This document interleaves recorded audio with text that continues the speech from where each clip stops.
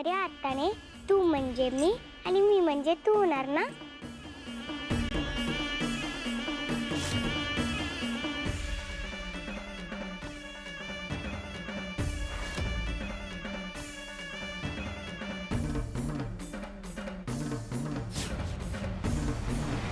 लाखात एक लेख आहे माझी. तुळजाईचा आशीर्वाद आहे तिच्या पाठीशी. मावशी, अहो काय झालं? अशा उदास का आहात? काय सांगू बाई जगदंबा, कर्माचे भोग म्हणायचे. आमच्या आईने शेतात हिर खणाला घेतली, लय मेहनत घेतली, रात्रंदिवस राबले, तरी बी त्या हिरीला पाणी लागायला तयारच नाही ग. हो का? जगदंबा, अगं तू भेटलीस ते बरं झालं. तू माझं काम करू शकशील. मी काय करणार? तुझ्यावर देवी आईचं वरदास्त आहे. जाणून घ्यायचे तिच्या नशिबातले भोग आणि ग्रह ताऱ्यांचे तिच्या आयुष्यातले योग. म्हणूनच घ्यायची होती माझी भेट. पोरीच्या आयुष्याविषयी बोलावं का थेट? अहो मावशी, मी तेव्हा लहान होते, जरा जास्त उत्साहानं धाडस करायचे, म्हणून सगळ्यांना तसं वाटलं असेल. अहो मी तुमच्या सगळ्यांसारखीच आहे. नाही नाही, तू सगळ्यांपेक्षा वेगळी आहेस. माझ्याबरोबर चल की आमच्या शेतात. तुझ्या मदतीशिवाय आमची हिर पुरी नाही व्हायची. अहो पण मावशी, चल ग, माझ्यासाठीच. बरं ठीक आहे, येते. पण मी काही खास मदत करू शकेन असं मला नाही वाटत. तू आलीस म्हणजे काहीतरी चमत्कार घडणारच. देवी आई काहीतरी मार्ग दाखवणारच. खात्री आहे माझी तशी. एकाचा भूतकाळ असतं दुसऱ्याचं भविष्य. घडणार का अघटित? कसं करावं भाष्य? गंगाई, चल. त्यांना काही सांगायचं नाही असं दिसतंय. निघू आपण.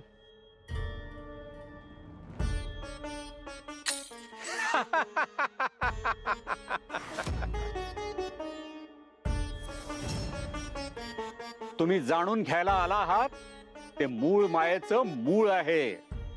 पण इथं आलेला माणूस रिकाम्या हाती जाणार नाही. माहिती दिल्याशिवाय मी राहणार नाही.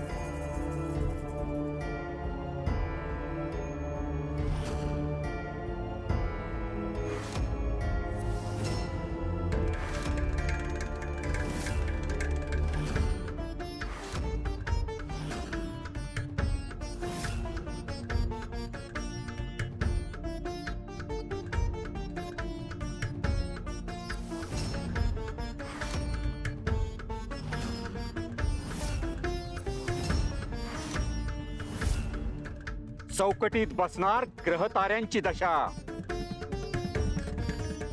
जगदंबाच्या भविष्याची सापडणार दिशा.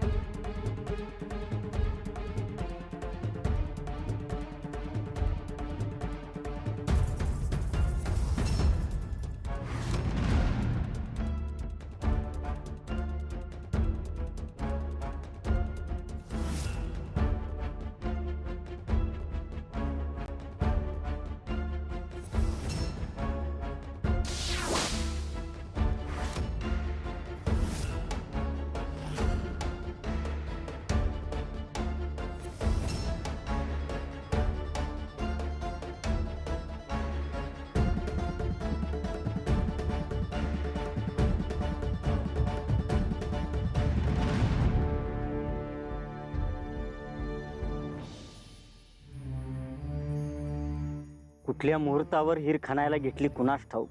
एवढी मेहनत घेतली, लय येळ घालविला, पर हिरीला पाणी लागल तर शपथ. ह्या जमिनीत कुठं बी खणलं तरी पाणी लागायचं नाही. ह्या जागेतलं पाणी आटून गेलं की काय. ये जगदंबा, हे आमचं शेत. केवढा खड्डा खणलाय बघ. आहो, जगदंबाला घेऊन आले बर का.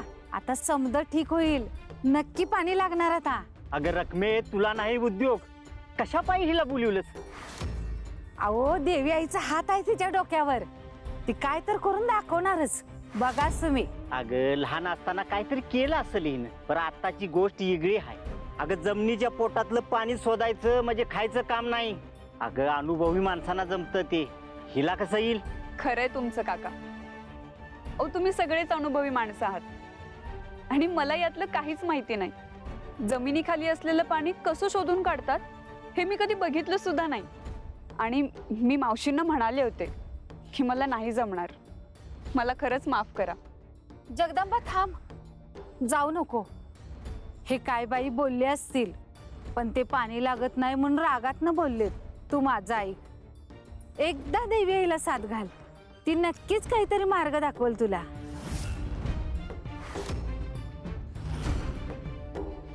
अहो मावशी, ही खरंच सोपी गोष्ट नाहीये. मला खरंच माफ करा. देवी आई, तूच काय तर मार्ग दाखव आता.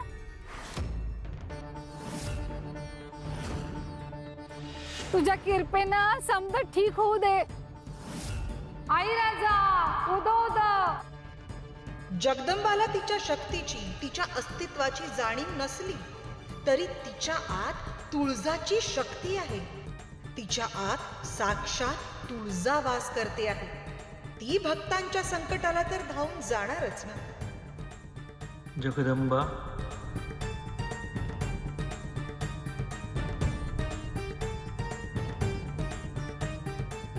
आई राजा उदो उदो. आई राजा उदो उदो. आई राजा उदो उदो. आई राजा उदो उदो.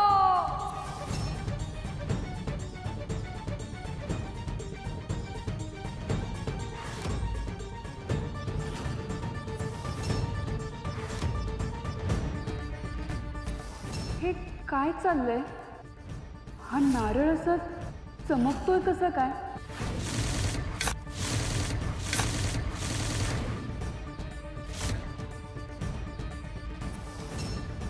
एक मार्ग आहे माझ्याकडे.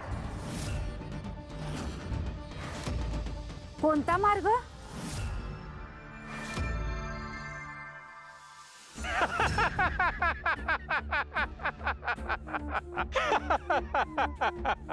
यदू बाबा, काय झालं?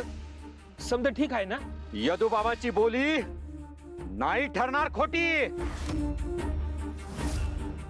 मुलीच्या आयुष्यात आहे मोठी कसोटी.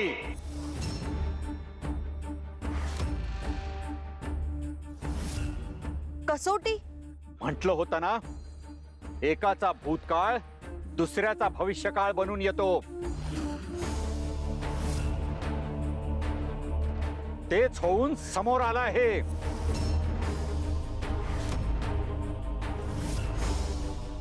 विचित्र योगायोग आहे. कसला विचित्र योगायोग यदू बाबा? नीट उलगडून सांगा ना. तुमची जगदंबा आणि देवी सती दोघींची आयुष्य आहेत मिळती जुळती.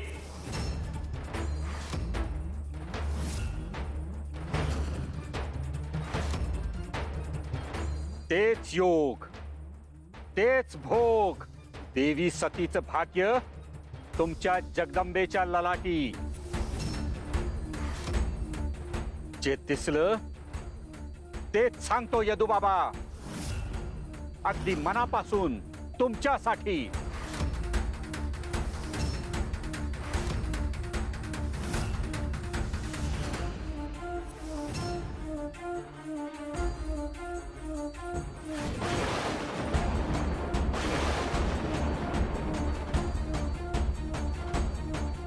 म्हणजे पतीच्या सन्मानासाठी सती मातेनं मृत्यू पत्करला, तसंच जगदंबा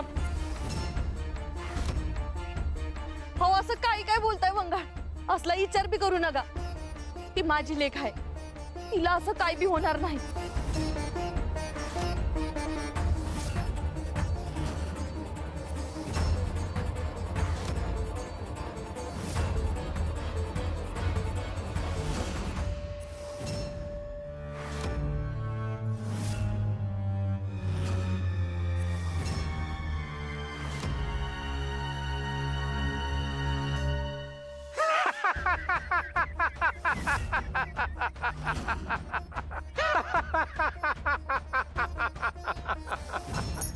जमिनीवर मांडलेली कुंडली कराल उद्ध्वस्त, पण ललाटी लिहिलेला योग होईल का नष्ट?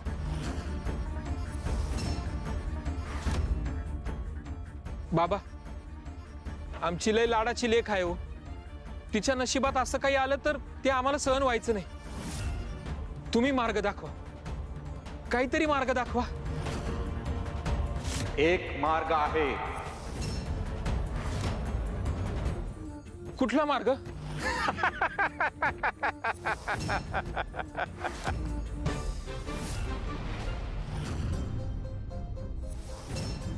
नारळ म्हणजे श्रीफळ आणि याच्या आत असतं श्रीजल. आता नारळाच्या पोटात पाणी कुठून येतं हे आपल्याला कोणालाच माहिती नसतं. आपण म्हणतो ना, देवाची करणी आणि नारळात पाणी. पण या नारळाचं काय करणार आहेस तू? पृथ्वीच्या गर्भात असलेलं जल शोधायला हे श्रीफळच आपल्याला मदत करेल. नक्की काय करते पोरगी? अशा मार्गाने पाण्याचा शोध लावलेला मी तर बघितलं नाही बाबा. मी बी पहिल्यांदाच बघतोय. माझ्या तुळजाईचा कौल आहे हा. आजपर्यंत नसेल झालं तरी भविष्यात होईल. श्रीफळच आता जमिनीत असलेला पाण्याचा मार्ग दाखवेल. भविष्यात कवा होईल तवा होईल, पण आता काय होणार आहे बघूया आपण. आई राजा उदो उदो.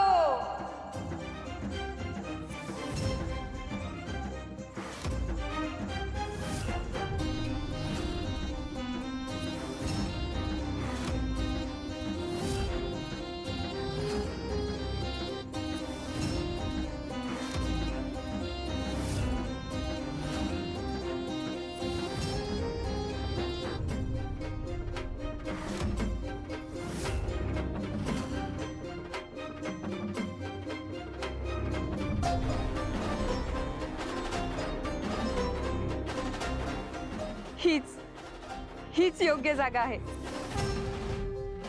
इथे खोदून बघा, इथे पाणी नक्की सापडणार. नाही नाही, आता दुसरीकडे कशाला खड्डा खणायचा? हिथंच एवढा खड्डा खणलाय, एवढं कष्ट केल्यात, तर हिथंच आणखी खणतो. लागलं तर हिथंच पाणी लागल. अहो असं काय करताय? ती म्हणते तर एकदा बघूया ना. तुला काय कळतं का ग? तिथं नव्यानं खड्डा खणायचा म्हणजे किती मेहनत, परत किती कष्ट. काका, फक्त 5 गाव घालून बघा, पाणी नक्की लागणार. बघा, ती म्हणते तर बघूया ना. काय जाते 5 घाव घालायला?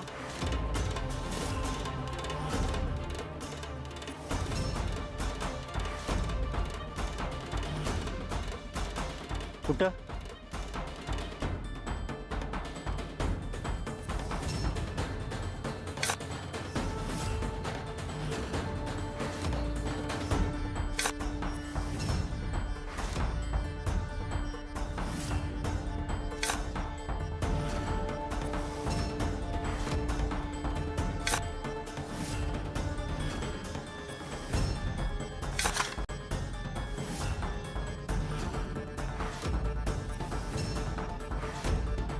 बघ, झालं समाधान?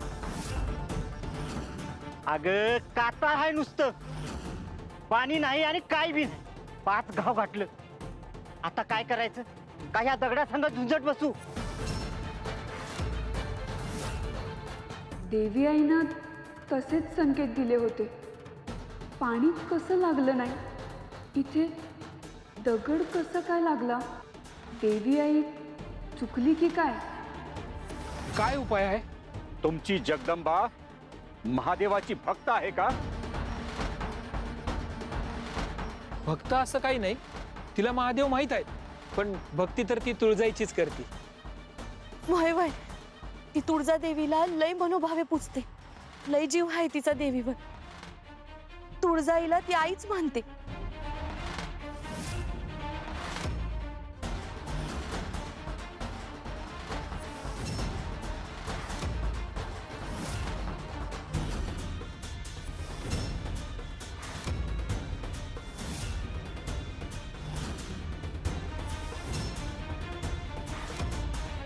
मग ठीक आहे, एक गोष्ट लक्षात ठेवा, कुठल्याही परिस्थितीत तिला महादेवाचं वारं लागू देऊ नका.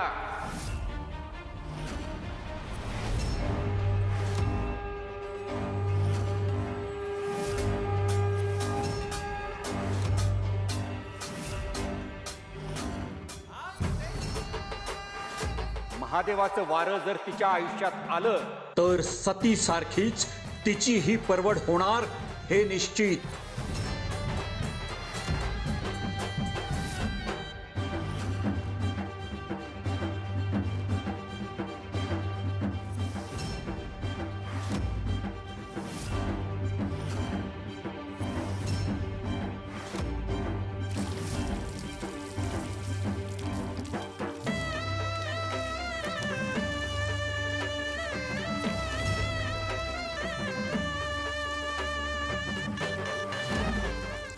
अगं बाई, हे चमत्कारच झाला. अहो बघा ना, पाणी लागलं. देवीचीच कृपा झाली हो. आई राजा दो दो, आई राजा दो दो, आई राजा दो दो, आई राजा दो दो, आई राजा दो दो. वय वय मी महादेवांशी तिचा काही संबंध येऊ देणार नाही. काही झालं तरी महादेवांना तिच्यापासून लांब ठेवल. त्यांचा विचार बी तिच्या मनाला शिवू देणार नाही, याची काळजी घेईन.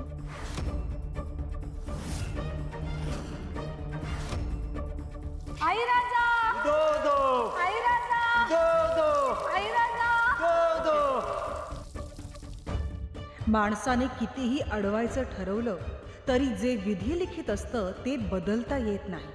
सतीपासून शक्तिपीठे निर्माण झाली, म्हणजेच तुळजाची सुद्धा निर्मिती झाली. तुळजापासून जगदंबा निर्माण झाली. आता जगदंबा आणि तुळजा एक झाले आहेत, तेव्हा त्यांच्या नशिबी सतीचं भाग्य पुन्हा नव्याने लिहिलं जात आहे. जगदंबाच्या प्रवासातील हा अध्याय महत्त्वाचा ठरणार आहे, अतिशय महत्त्वाचा.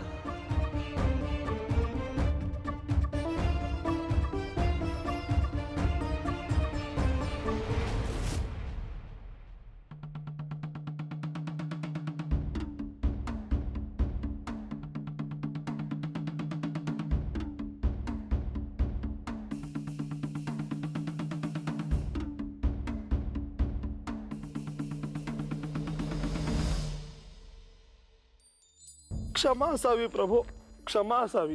फार मोठी चूक घडली माझ्याकडून. तुम्ही जगदंबाच्या प्रत्येक कार्यात तिच्या सोबत राहण्याचा आणि तिचे रक्षण करण्याचा आदेश दिला होता. मी केवळ त्या आदेशाचे पालन करत होतो. ठाऊक आहे नंदी, म्हणून आम्ही तुझ्यावर रागवलेलो नाही. उठ. प्रभो, मी तुम्हाला अडवायला गेलो आणि तुम्ही मला रोखलं. त्यानंतर त्या अमोघ बाणाने तुमच्यावर वार केला.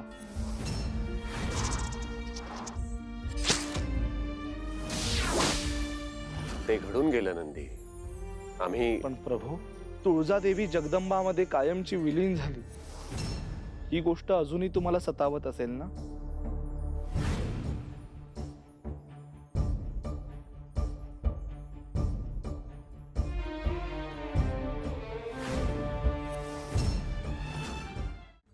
नंदी, सुरुवातीला आम्ही या घटनेकडे केवळ एक पती म्हणून पाहत होतो, परंतु भूलोकाच्या कल्याणासाठी आणि महिषासुराचा वध करण्यासाठी ते व्रत गरजेचं होतं. मात्र यात एक गोष्ट मात्र वेगळी घडली. वेगळी गोष्ट कोणती प्रभो? तुळजाने जगदंबाला वचन दिलं होतं की हे व्रत पूर्ण झाल्यावर सुद्धा जगदंबा तिच्या आई वडिलांसोबत राहू शकेल.